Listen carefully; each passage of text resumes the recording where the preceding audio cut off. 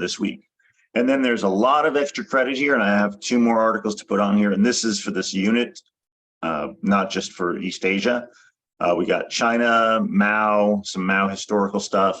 I have a new Economist article I'll be putting up as well. Let's see, then we go down into Southeast Asia. So these are for the next week's material, but it's stuff you could still read about. And then the South China Sea with Vietnam. So the Vietnamese perspective of the South China Sea. Okay, so let's go on to Google Earth to show you what we're looking at.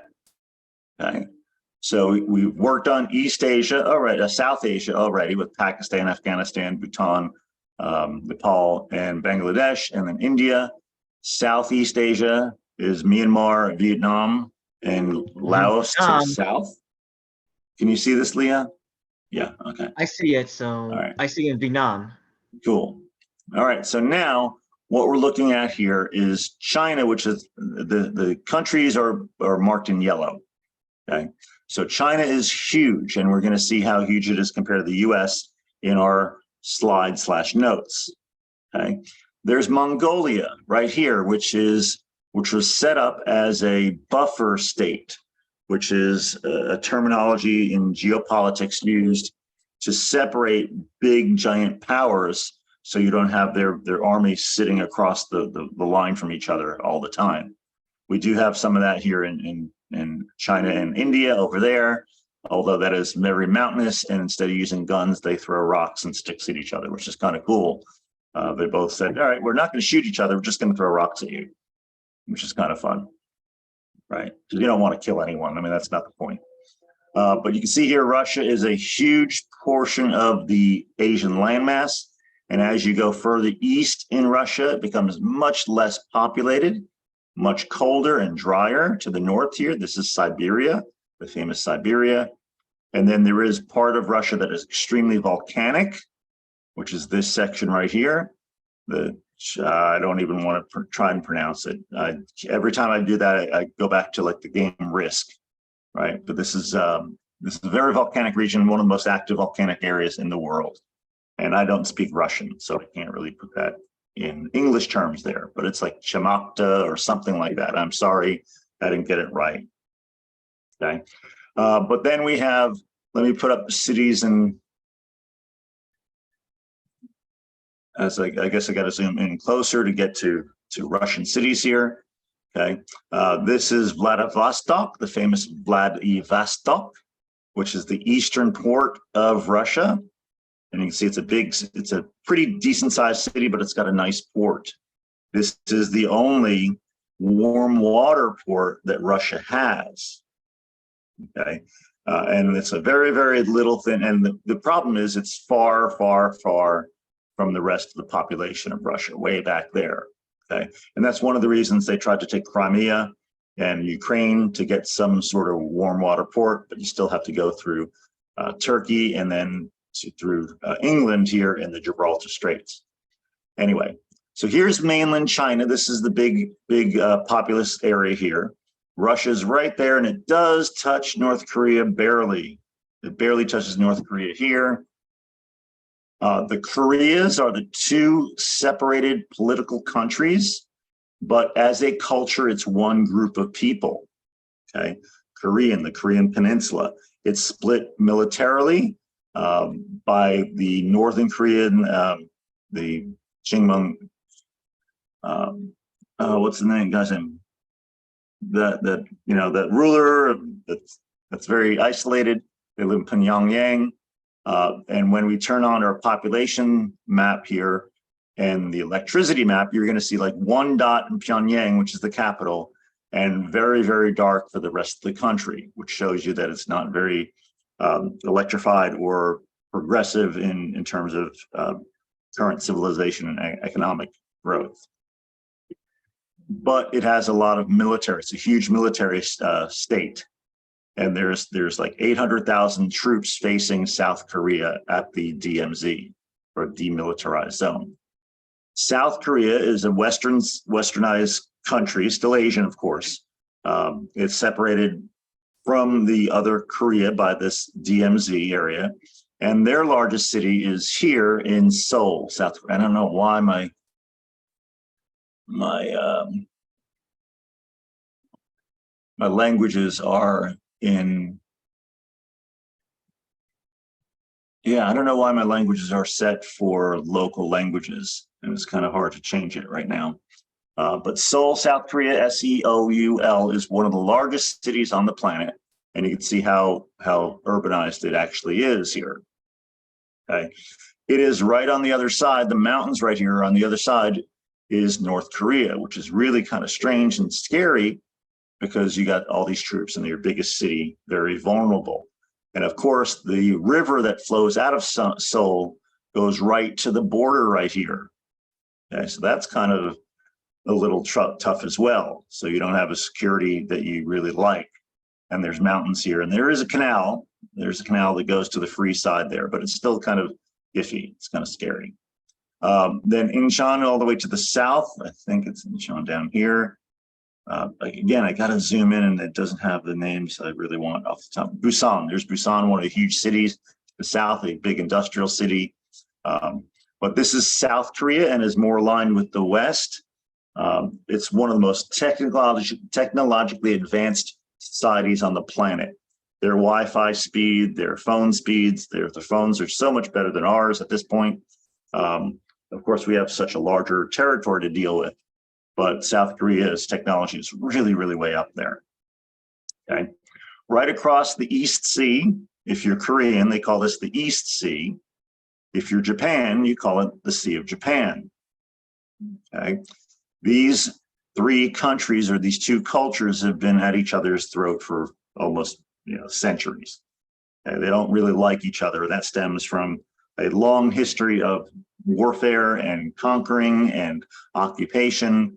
And then, especially during World War II, where Japan really did some nasty things to the Korean people during World War II, 1930s, late 30s to 45.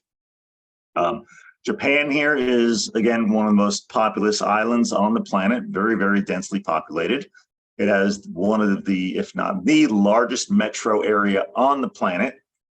Tokyo, Yokohama, Kawasaki is this area.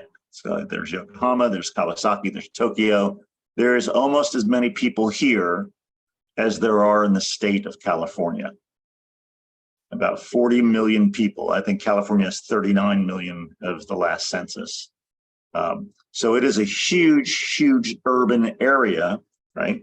And it's on an island full of volcanic mountains. And you can see here that is the Tokyo is right next to this triple junction where you have a subduction zone here, a subduction zone here, and a subduction zone here. It all comes together right outside of Tokyo, which is really, really scary. The 2011 Honshu quake was right off here. Earthquake on March 11, 2011. March 11, 2011, yes. What was it? Say that again? I'm sorry, Jimmy. It's going to be on March 11, 2011 when the Japan hits earthquake at Tohoku earthquake in Japan. That's right. The Tohoku earthquake of 2011 was a huge, not the biggest one in the world, but it's in the top 5, top 10 maybe. It was a 9.0 on the moment magnitude, i.e. Richter scale. And it sent a huge tsunami into the coast. Sendai, you might have heard of Sendai before. Fukushima, the prefecture or the state of Fukushima with the nuclear plant right there. This area was devastated by the earthquake and then the tsunamis that washed away and washed a lot of the low-lying areas. You can see Sendai right here, very low-lying city and built up area along the ocean. That's crazy how you could see the continental shelf and the subduction right there. Yes, you could see the continental shelf, which is the light blue. Yep. Okay, The that is zone right there. And the subduction zone on the right side here comes underneath. And let's see if I could have some of those. I think since this is still some of my geology section here, let me see if I could put the plates there. There you go. Okay. So here are the plates, just where Leah was talking about. That dark section is a trench. Beautiful. And you can see here, it's negative 20, almost 22,000 feet below the water. Wow. It's really deep, right? Yeah. This one's 22, over 20,000. And then I'll turn on the volcanoes and they light up central and northern Japan. Yeah. Okay. So you got to think this deep, dark blue area, this indigo blue area is a very old piece of oceanic land, and it's subducting or going underneath the Japan plate, right? Well, not the Japan plate, the East Asian plate right here. And it's subducting, and then and when it gets down far enough, it starts to melt, and that lava or that magma comes to the surface, and you can see that huge line, which pretty much parallels that subduction zone, and that goes all the way down to Guam, our U.S. territory of Guam, right? And then here is the deepest part of the ocean, which is 27,000 feet below the surface. Jimmy, do you know what that one is called? The deepest part of the ocean? Because I know Leah knows it. The deepest ocean is called the Pacific Ocean, with the Pacific Ocean. And what is the deepest spot called? Anyone? It starts, there's 30,000 feet. Goodness, where's it down here? It gets really deeper, actually. It's 37 somewhere. It's going to be the Pacific Ocean with the deepest part. It's called the Mariana Trench, which is known as Mariana Trench, which is Right. probably deep. Yeah, this is called the Mariana Trench. Marianas Islands are these set of islands right here, which are U.S. territory. There you go, Northern Mariana Islands. And it gets down to somewhere over here, it's like 30-something thousand feet, which is, it's crazy because you could take Mount Everest, stick it upside down, and then take almost Mount Gorgonio or Mount San Bernardino and stick it on top of that, maybe Mount Baldy, stick it on top of that, and you're reaching the ocean surface. It's that deep. Okay. We've had, up until 2011, we've had 3 people go to the bottom of this ocean. Captain Picard, actually, that's the guy's name, Captain Walsh, way back in 1960 with the U.S. Navy. And Picard, I think, was a oceanographer, and Joe Walsh was the pilot. And then in 2011 or 2012, the producer, the director of Titanic and what's the movie with the blue tall people? Not Alien. They came out with Avatar. The director of Avatar, James Cameron. He built his own little submarine and shot himself down there and stayed down for hours and hours and hours and hours, which was fantastic. He's got a nice movie about it. I think it's on Netflix or Amazon or something like that. But since then, since 2011, 2012, there have been a lot of HOVs or ROVs, remote operated vehicles, to go down there. But now we have, I think it's up to about 20 people who've been down to the bottom of this ocean here, including a scientist from ESRI or ESRI, which is down here in Redlands. And she was studying the ocean floor and using GIS and techniques like that. And that was pretty cool. I think she was talking to some children in the Redlands Unified School District about going down to the bottom. There you go, 34,000 feet. Really, really deep, right? 34,000 feet. And there's Guam. This is our U.S. territory. So they are U.S. citizens that live in the Mariana Islands. And these are U.S. citizens. And they just had a huge hurricane pass right through these 2 islands. They really nailed Guam. And then Tinian, which is up to the north here, was an island right there. I think it was a couple of years ago that got hit by a Category 5, the last place in the U.S. to get hit by a Category 5 hurricane.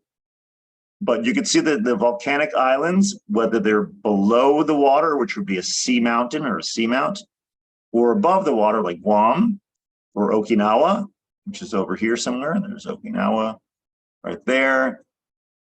These islands are these volcanic islands. You can see the volcanoes go all the way up to Sakurajima. Sakurajima is one of these famous volcanoes that erupts all the time in almost the extreme southern section of Japan. And you can see there, it's right in the middle of the bay, right next to the city of Kashima, Kagoshima over here. So it's a very, very active volcano. Erupts all the time, but that continues all the way up into Japan right here. So this is Japan, and as a kid, I used to draw this as a roller skate. Right, it's a nice boot, and then there's 2 or 3 islands in the bottom here, at the south here. It's sort of like a roller skate if you want to. But this is extremely populated, very, very populated, heavily populated. You can see the dark green are mountainous forests, and the light green are these things called plains or flat areas. The most famous one is the Kanto Plain, which we're going to read about this week, Kanto. And because it's such a small island, set of islands, most of the flat areas are populated with humanity.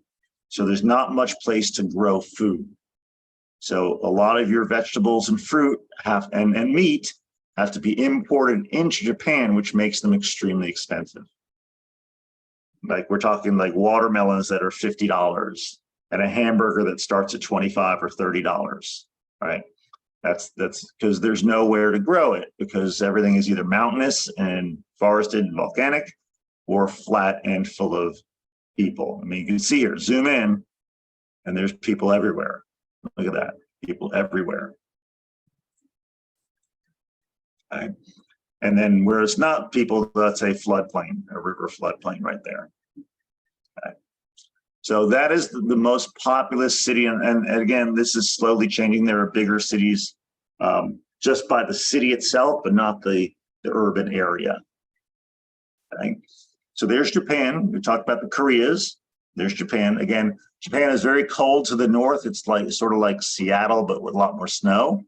So it's like the East Coast, like Maine and New Hampshire, right? And as you get further south, it sort of turns into Miami or Charleston, South Carolina.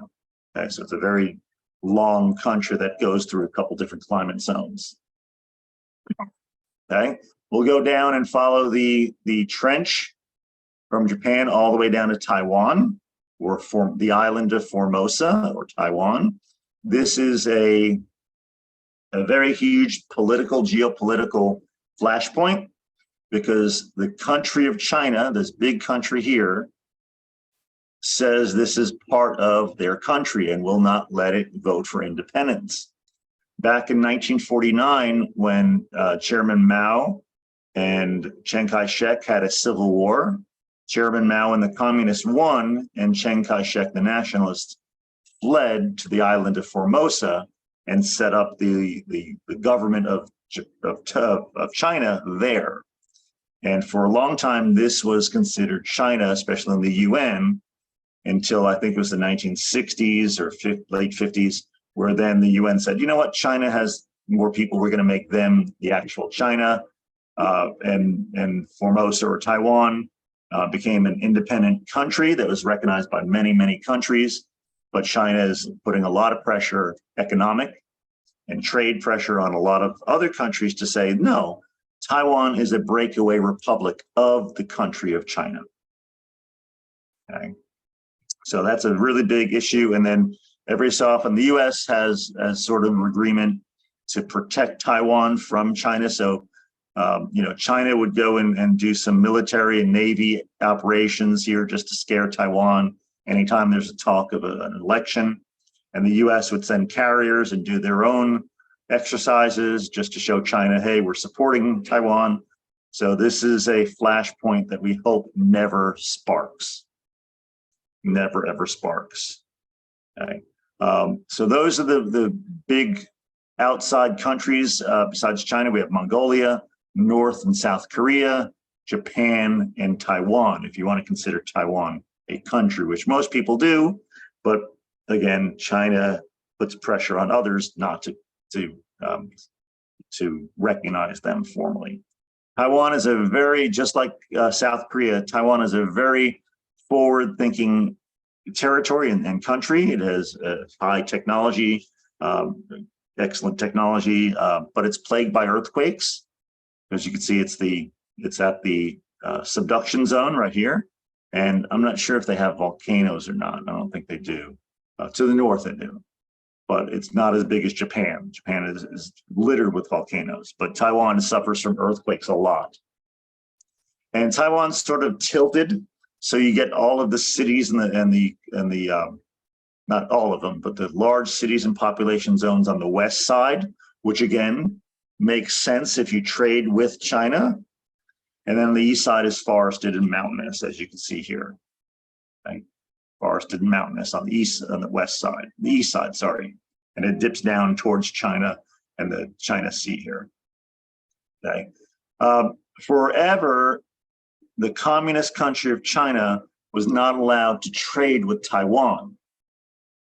Because again, it's the enemy, it's not really its own country.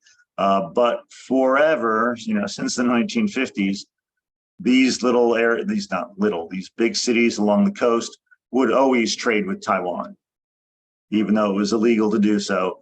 The Chinese government sort of looked the other way and said, Fujian, you're so close, you've been tied with them, so let's keep that agreement up and keep making money that way. Okay. The big cities in China, there's 3 huge cities in China. And the rest, there's a lot of big cities you probably never heard of that are way over 1 million people.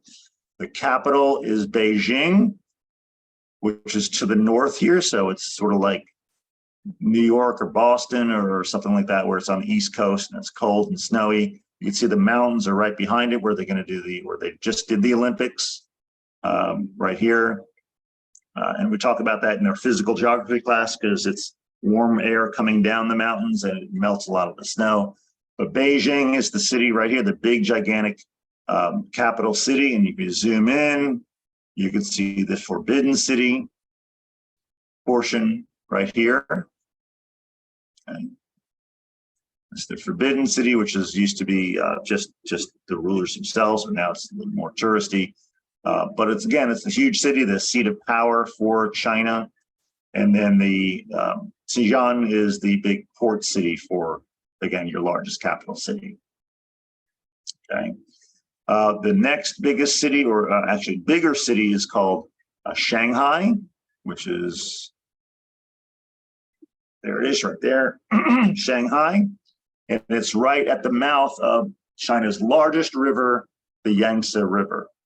Okay. You can see it empties right out here. There's this huge city of Shanghai. It's got a nice river canal system that goes right through it, the Pudong. And this is like a really, really long, like 50 miles worth of ports. And you see all those, look at all those ships just lined up, ready to trade and send stuff back out to the rest of the world in Shanghai here. It's just the miles of this trade city. Shanghai traditionally had been the east meets the west.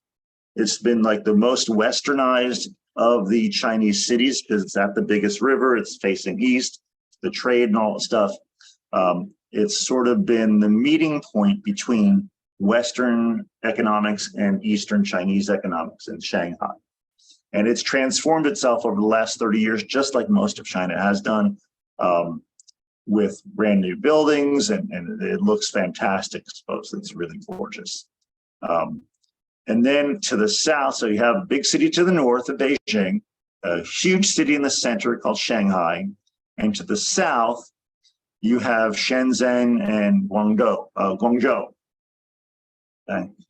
Hong Kong and Macau were colonial cities. Macau being, I think it was Portuguese, and then Hong Kong being British.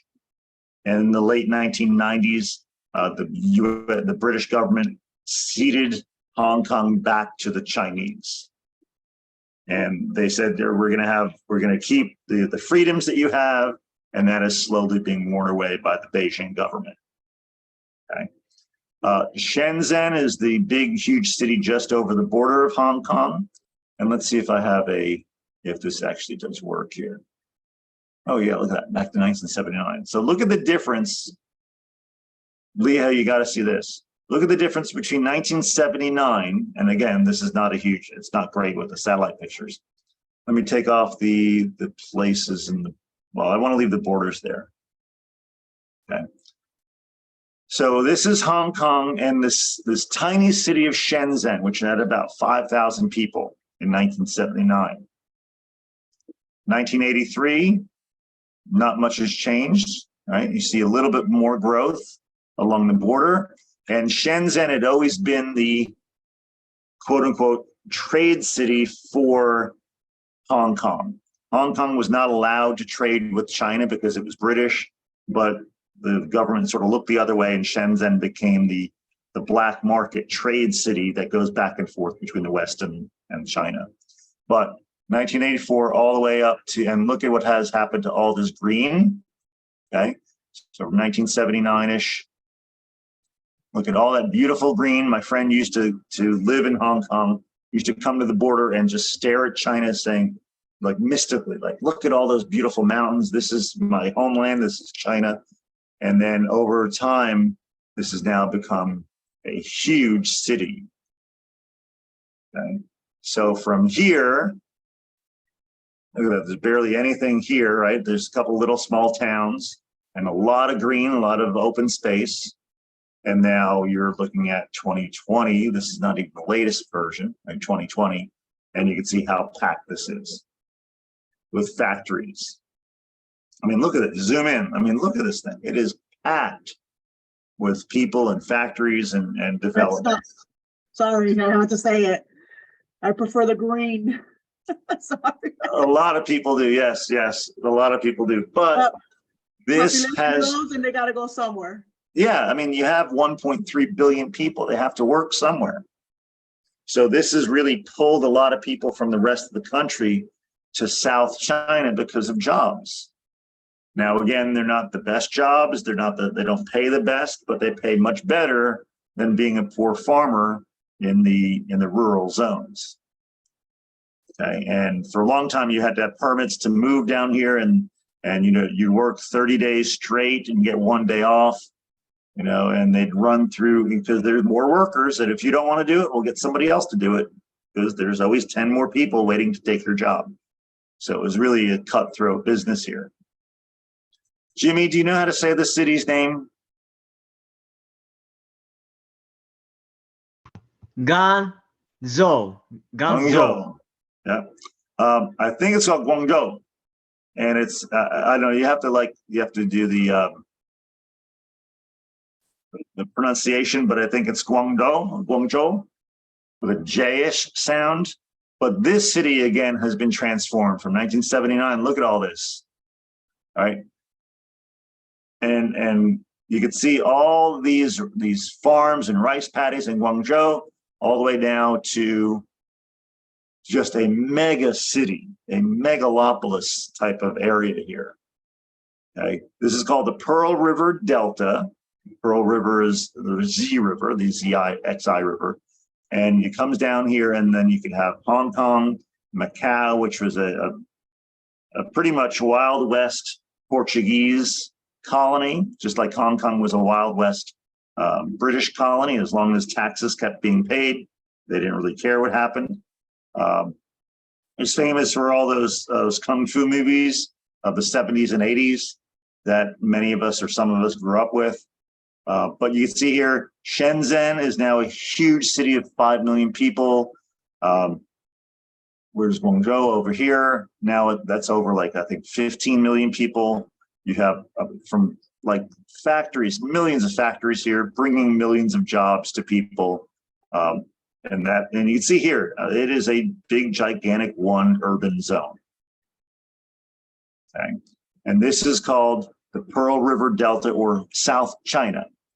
And I saw a stat somewhere, I think 3 or 4 years ago before the pandemic, that like 25% of all the world's manufactured goods come from South China. Right. And people would nickname, you know, back in the mid 20-teens, China and India are growing really fast. There's a lot of books comparing the two, the dragon and the elephant, stuff like that. India was considered the backroom office, and China was the factory of the world, right? Both of these countries have approximately 1.3 billion people. India is going to pass China in a couple of years, if not this year. And you can see, you know, this is a huge section. And again, the southeast coast, as you're going to read about, has a huge manufacturing base because you're right on the ocean, so you could trade with the rest of the world. Okay, Shanghai, and you follow the river inland, so you follow the Yangtze River inland, and you get to more manufacturing areas, more huge cities. Nanjing is one of these big cities. There's Wuhu. Let's see over here somewhere. There's Wuhan somewhere along here. Then you get all the way inland to start seeing the mountains, right? Way back here. There's Hunan, which is the Sichuan Basin, which is the reddish soils, and if you have Sichuan food when you go to a Chinese restaurant, it's usually more spicy. This is like the spicy territory, they call that. And then right over here is Three Gorges Dam. I think that's it right there. Let's see. I don't know where it is. It's got to be over here. I think it's the whole thing right there. Anyway, Three Gorges Dam is this huge dam that you can read about. Goodness gracious, it's somewhere over here. And it's a huge lake that goes all the way back. It's very, very controversial when it was built in the early 2000s. Where? Oh, wow, way back here. Okay, so this is still floodplain. This is all, there's Wuhan, the city of Wuhan, famous for, well, we know what that's famous for, right? Thank you, COVID. But right here at the base of the mountains right here is Three Gorges Dam, and we'll zoom in, okay? And this used to be a gorgeous, I mean, look at, I had friends who would do cruises on here. It's extremely gorgeous. Let me take the labels off there for you. And it was filled in by water, so Chinese could build this huge hydroelectric power plant. Okay, this dam is as big as the Golden Gate Bridge in San Francisco. It is just ginormous, and it was one big dam, which is supposed to help with flood control downstream. And instead of building like the Tennessee Valley Authority did, many, many small dams, they went all in on one big dam, which provides a lot of power, by the way. But it doesn't really help flood control if you have huge floods down this section downstream. But technically, it is doing its job. It's holding back water from these mountainous zones. You can see how mountainous it is here, right? Mountainous zone here, and it holds back the water so it does not flood. China has a very terrible history of millions and millions of people dying in floods. Like we're talking 300, 400,000 people at a time during flood catastrophes, right? Huge areas. So there's Three Gorges Dam, and then it goes into the mountains and into the less sparsely populated zone of Western China. And I don't know where my population map is here, and it doesn't have it. So if you could find a KMZ with population in China, it'd be great, but I'll pull it up on our slides here just to show you what we're looking at. So again, the eastern side of China is where most of the population lives.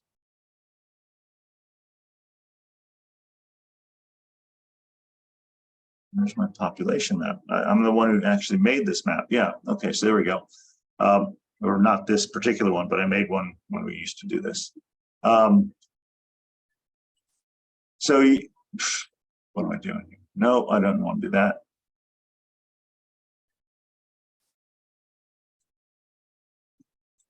I want to swap. Okay, so you can see here that most of the 1.3 billion people in China live the east side. Okay, this is the wetter side. Right? If you go to the west, it's like the United States, where here's Texas, and everything to the west is dry until we get to the west coast. But China doesn't have a west coast. It's landlocked with the stands, the 5 stands of Central Asia. And you can see here, there is a lot of population that has drifted into China, and they're mostly minority Muslim populations or Uigurs or other groups that are not the Han Chinese. And there's a lot of human rights violations and human rights claims of violations against the Beijing government for not treating the minorities as human beings. And, you know, and as US citizens, we look at that and go, how dare you do that? But if you stop for a second and look at our history, you'll be like, you wouldn't say a thing, because we have the Native Americans, we have African Americans, we have Chinese and Japanese, we've done, and on all sorts of people we've really not done, and migrants from Eastern Europe too, we've done the same thing to them. So, you know, before you start saying these people are awful, think about what we've done, okay? But again, it doesn't diminish the fact that right now, the minorities in Western China are not really having their equal rights displayed and honored. Okay. There is the Sichuan Basin right here. 100 million people. My goodness, that is amazing amount of people. That is 1/3 of the whole population of the United States living in a section almost as big as Texas, maybe. Right. One of the most densely populated parts of East Asia. So you can see all those big cities down to the south here, the Shenzhen and Guangzhou and Hong Kong, Macau. This is the Guangdong province of southern China. Here's the Shanghai region. Shanghai all the way to Wuhan is very populated along the river. And then to the north, this is called the North China Plain, Plane, flat, right? Or no, I'm sorry, Plain. I don't know what I'm thinking. That is a very agricultural region, and it is obviously huge. It tended to be the, you can see it right there, environmental issues as well. Tended to be there it is, the core area of Chinese history and culture.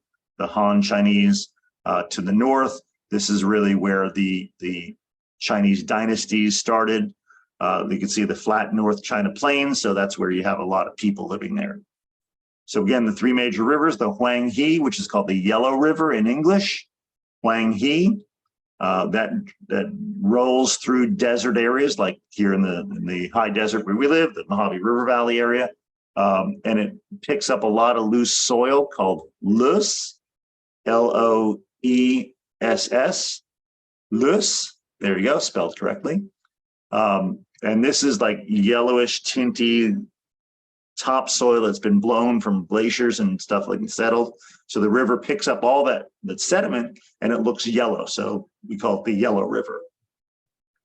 The Yangtze River is the largest, the longest, the Changjiang they call it officially. And it goes all the way over to the Himalayas. And the Pearl River or the Xi River, Xiyang, also starts in the Yunnan Plateau. The cool thing here is the Changjiang, the Huanghe, which comes down this way, right?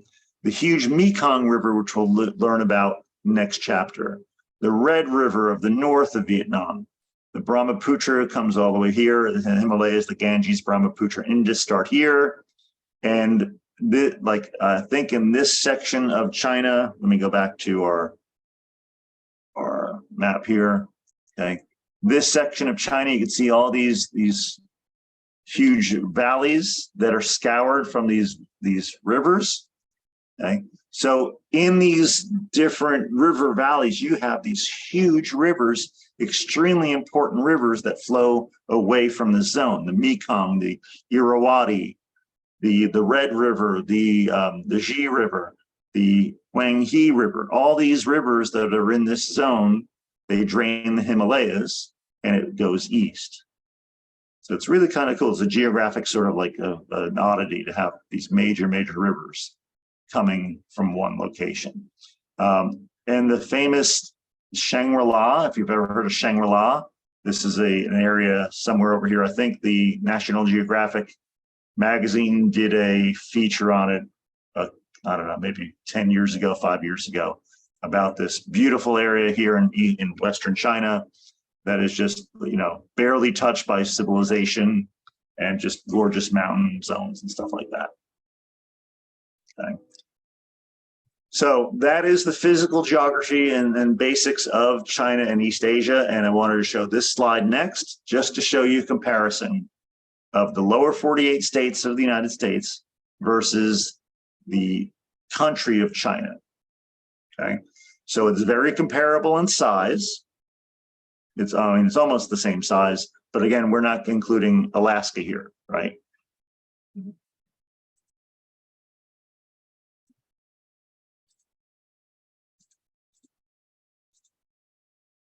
Okay, you can see that it gets really cold. So we're talking about Montreal and really, really cold up in Harbin, which is pretty much where Quebec City is. And then Guangzhou all the way down here is pretty much like Miami or Havana, Cuba, right? And then as we go west, we get drier and drier and drier, but then we have a West Coast ocean where they do not. Okay. Another area that people might be famous, they know about, is the Highland Territory here, which is excuse me, which is the Tibetan Plateau, or the famous country of Tibet that was taken over in the 1950s from China. And China has been expanding for the core, their cultural hearth is North China here. And over the centuries, it's got bigger, it's got smaller, it's got bigger and smaller. And the communist government in 1949 has taken over, and it's starting to expand to get back to its former huge dynastic self, right? And that includes part of the South China Sea, which is what your reading is about this week. Okay, so let me get out of here and just show you the South China Sea, because this is our next topic, which is our reading topic for this week, okay, and our internet assignment. The South China Sea is this area, and there's the big Chinese naval base and submarine base on this big island of Huan. Right there, there's the big giant base. Can I get that out of the way there? Okay.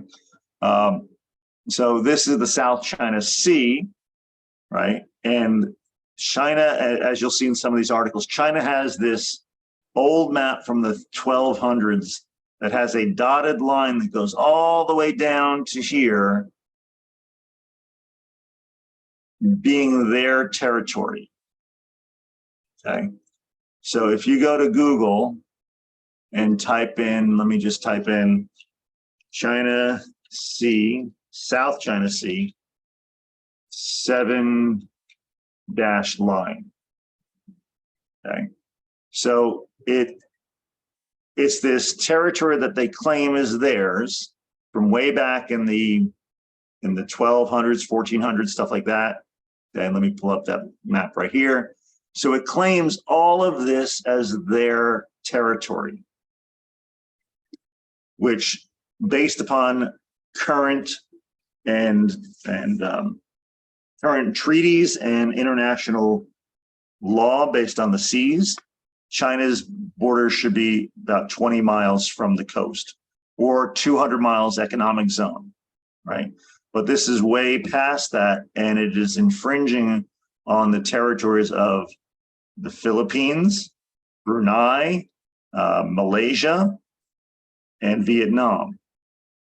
Okay, all somewhat weaker countries compared to China. Vietnam is the most populous of them, and the Philippines are next. But this is a huge World War III starting point for what could happen, because down here there's a lot of hydrocarbons, right? And China has built these false islands on these coral reefs. They've just poured sand and soil and rocks there until they're above the land, and then they've built military plane airports and forts on them. to sort of claim the territory. Because if you claim the territory, you drive out all the Philippine ships, all the Philippine, normal people fishing, the fishermen off the South China Sea here in Vietnam. You drive those people away, then you can claim all this to you and then drill as much oil as you want. Okay, it's about resource management and trying to gain and keep resources for the 1.3 billion people that they're trying to have lives for and provide energy for. So this area, the Spratly Islands, the Paracel Islands, these are something you'll be reading about this week in our assignment, and it is a huge deal, right? It is a huge sticking point between the West and China. And you can see China seizes thousands of maps over missing dashed lines. So they want that dashed line to be on there. Although, as you could see here on this map, Vietnam has a claim to this land, this water. Philippines has claimed this water. The Malaysia and Brunei, they have claimed this water as well, as did Taiwan to the north there. So there's a lot of political and diplomatic things going on here. And, every so often there's a story coming out going, oh boy, this is the start of World War III. And of course, you have the two biggest countries, the two biggest militaries on the planet going head to head. That's what we don't want, right? Because in Vietnam, the Vietnam War, if you know your history, some sort of little incident that could have been or could have not been manufactured was taken by the people who won a war and started the Vietnam War and the U.S. involvement in the Vietnam War. So any little misunderstanding and it's bad news. Okay? Your opinion is so important here. And then, have you heard of this conflict before besides this morning, right? Read these articles, watch these videos. What do you think the USA and its allies should handle these tensions? And you have to also sort of put yourself in the Chinese perspective. And China does everything slowly and deliberately. It will wait you out. It's been doing this for 6,000 years. So what is 2 years for them, right? So they will wait you out. They're going to win eventually. It depends on how fast we want to push back or what these other countries want to push back. But China will take this eventually. It's just their long game. And their long game is 6,000 years, right? So they're going to get it back eventually. And I hope it's not over bloodshed, right? And I hope it's not over bloodshed because it could be you, it could be your children, it could be my children, because, the president and all these rich people are not sending their children. So anyway, so that is the information, this stuff that we're doing this week. And I hope that everyone got an idea of what to expect this week. So again, the big things here and going into the slides, just generalizations of what, and especially China, just like we have cold to the north, warm to the south. Hold on a second. Okay. Cold to the north, warm to the south. And just like us, dry to the west, wet to the east. Just like the United States, but China does not have a Pacific Ocean west coast. So you take all the people in California, Washington, Oregon, you move them all the way to the east, and then you double it by 4, you quadruple it, and that's your population of China. So think about going to the DMV, one place we all hate to go, and every person you see in line ahead of you, multiply it by 4. So there'd be that person, then 3 more people. And that's what the population of China is about. And India too, same thing with India. Okay. So just want to let you know about that one. And again, just remind you that it is more than just China here, as we started in the beginning of the section here. It also includes the Chakotay Triangle, which stands for Japan, Korea, and Taiwan. Chakotay, right? Chakotay Triangle, and this is the And in the 90s, in the late 90s, early 2000s, this was a huge booming part of the world. We saw a couple different recessions since then. The 2008 one really hurt. But this is one of the most dynamic and high-tech regions on the planet, to be honest with you. And it's much more than what we have here. And that would include, I would include portions of Taiwan and portions of Shenzhen down to the south here. Okay. And I read a couple books as well that are really kind of cool, including like roads in China and stuff like that. There's a lot of wonderful brand new infrastructure in this country. Okay. It is a country that, you know, from the Western perspective, it's a very authoritarian government, right? And it's sort of opened its doors a little bit to the Western world in terms of trade and manufacturing, but it has brought in tremendous amounts of money, and it has upgraded a lot of their infrastructure. So, I mean, every time I go to DC to visit my brother, the same staircase and escalator in the DC subways are broken and being fixed. And if you drive on any highway around here, it's always under construction. You compare that to portions of China, they have a brand new, super duper clean, efficient trains, highway systems, infrastructure is just amazing, right? Of course, ours, well, I don't even want to talk about ages of this because we're not even in the same ballpark of China. So you got to think of this as long-term. Again, this is the center of the world, and it always has been the center of the world because it is. It's one of the big three cultures that have lasted 6,000 plus years, right? It's the cultural hearth. The northern section of China here is the cultural hearth. Okay? And you can see how populated this is. And you can see all these little towns and cities all lined up, right? It's amazing. You can see all the highways and all the roads, flat territory, you know, you get the river valleys and everything. I know I'm not sharing, sorry. But yeah, so this is the northern section of China here. I'm just looking at Beijing to the north. There's Xizang. And again, here's your flat China, North China plain. And it is, you zoom in, there's farms everywhere. I mean, look at all these. It is just agriculture to the hilt, millions and millions and millions of people here, right?